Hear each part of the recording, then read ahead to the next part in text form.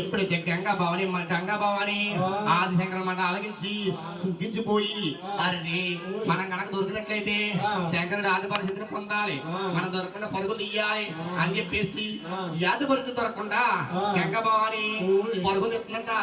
ఎలాగరా నాయుడు అయ్యి ఉంటారా గంగమ్మ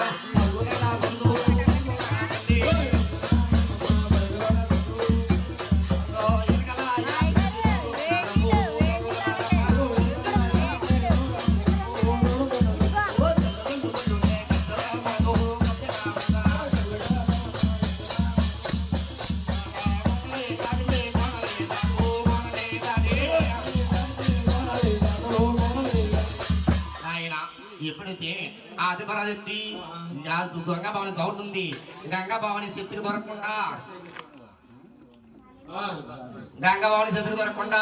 పరుగులు ఎత్తుంది.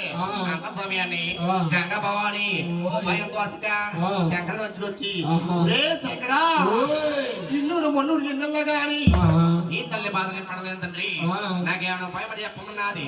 అంత సమయం గంగా భవాని శంకరుడు చెరువు దాచుకున్నాడు.